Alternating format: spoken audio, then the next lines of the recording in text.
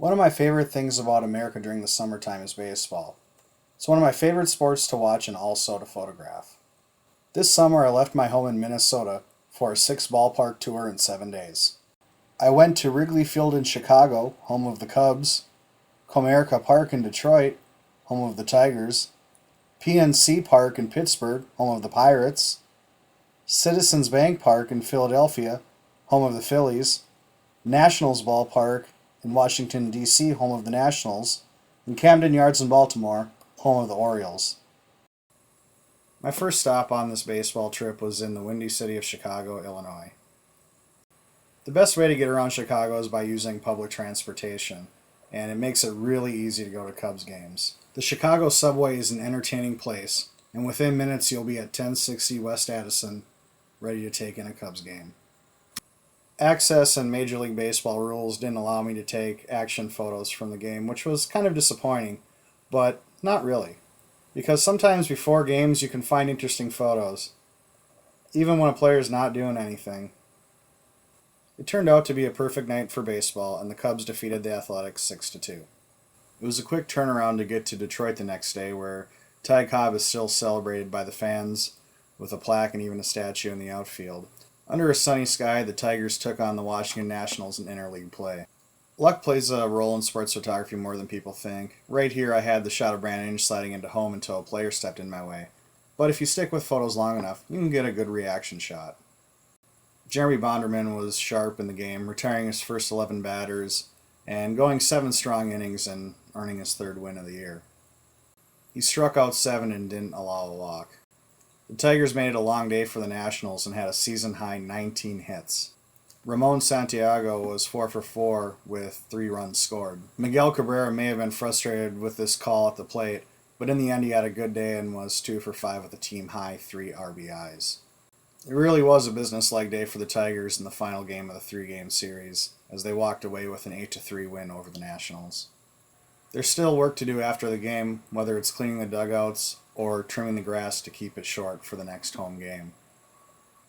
The next day I traveled to picturesque PNC Park in Pittsburgh, Pennsylvania, a town with a rich baseball history and a town that loves their Pirates even if they're fighting through a losing season. On this warm Friday night in mid-June, the Pirates were ready to take on the Cleveland Indians. Cleveland and Pittsburgh are 2 towns that are separated by only 130 miles, so there's a natural rivalry between the 2 fan bases of the cities. Even though the 2 teams are struggling, the fan atmosphere helped make for an entertaining and competitive game. PNC Park bills itself as the best ballpark in America. Across the Roberto Clemente Bridge in the Allegheny River is downtown Pittsburgh. It makes for a picturesque backdrop to a baseball game. The atmosphere of the Steel City is incorporated throughout the park.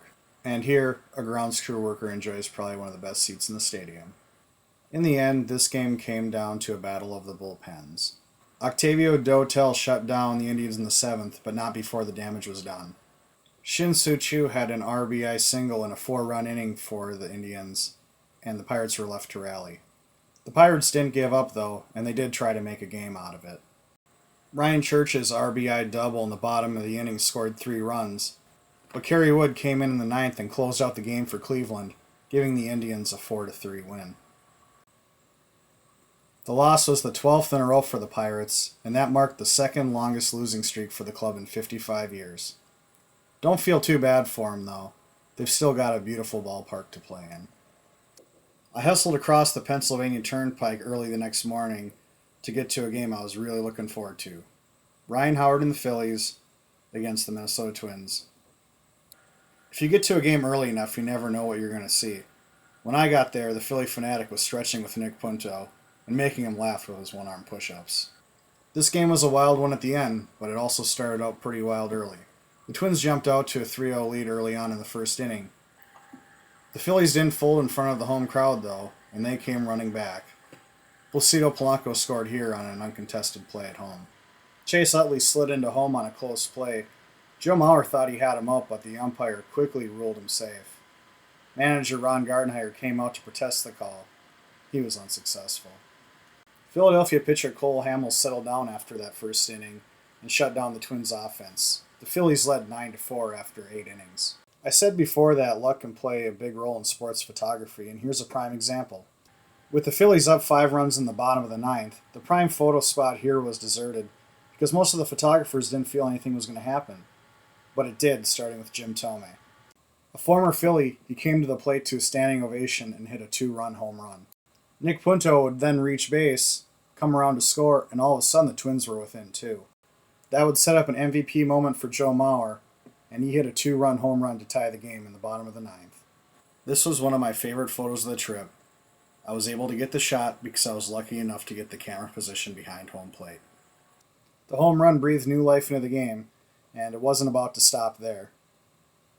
Little-known Drew Butera came to the plate in the top of the 10th inning and hit a home run to left field, drawing laughs from Delman Young and Michael Kadire in the background. Nick Punto reached base once again, and he came around trying to score at home, but was out on a close play at the plate. Just when it appeared that the game was over for the Phillies, they responded with a clutch hit of their own when Ross Gload hit a solo home run off John Roush in the 10th. The Twins didn't let that comeback in the ninth go to waste as Delman Young had a clutch hit, scored Joe Mauer to give him the go-ahead run, and he would later come around to give the Twins a 13-10 lead, a lead that would stand for the win in 11 innings. It was a happy ending for the Twins, who had a tougher time reaching John Roush's hand in the high five line. My next stop was in Washington, D.C., in our nation's capital, where I haven't been since 2009 when the Bemidji State hockey team reached the Frozen Four. This time I was here for baseball. Luck wasn't quite on my side this time, as it wasn't Steven Strasburg's day to pitch. Fans packed the stadium for Strasburg, and tonight wasn't that night. Nationals Ballpark is a nice, new, and modern stadium. One thing I like about the Nationals are their large-headed presidential mascots. It wasn't a sold-out crowd, but the fans who were there did enjoy the game, and it really was a pitcher's duel in a defensive game. It wasn't slugger Adam Dunn who provided the offense for the Nationals. Instead, it was light-hitting Christian Guzman, who hit his first home run in nearly a year. With a 2-1 lead, the Nationals needed help from the bullpen to stop the Kansas City offense. In came lockdown Washington closer Matt Capps, but it wasn't as easy as he thought. He got out of a jam by striking out the side, all on called strikes. He picked up his league-leading 21st save in the 2-1 win, and Kansas City left a little bit disappointed. My final stop on this ballpark tour was Baltimore, Maryland. It's a town with rich American history, like right here at Fort McHenry where the Star-Spangled Banner was written. Located on Baltimore's Inner Harbor, Oriole Park at Camden Yards was the first modern ballpark to have that throwback feel. In Baltimore baseball, Cal Ripken's memory still lives on strong. Before the game, Nate Robertson gave one lucky fan his autograph. The Marlins came to town ready for the first game of this series. It turned into a rough start early for Oriole starter Jeremy Guthrie. He gave up 4 runs in the top of the second inning.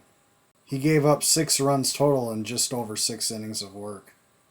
The O's kept the game close in the bottom of the second when Matt Wieters hit a 3-run homer. There's not a bad seat at this ballpark, and as the sun went down, the skies turned gray, but luckily the rain held off. Florida took control of the game in the final 3 innings, thanks to some fielding miscues by the Orioles. The Marlins scored 6 runs in the final 3 innings, and they really put the game out of reach for the Orioles. The Marlins won the game 10-4 to win the first game of the 3-game set. So there you have it. 6 ballparks in 7 days, Minnesota out to the East Coast. It turned out to be 3,600 miles by car if you're keeping track at home. It can be a hard trip to make, but if you're a baseball fan, it's something you should try to do in your lifetime. There's one thing I learned in going to all these parks. It's that it doesn't really matter where you watch the game. It's just fun to watch. I'll be looking forward to watching the rest of the baseball season in Minnesota. Thanks for watching.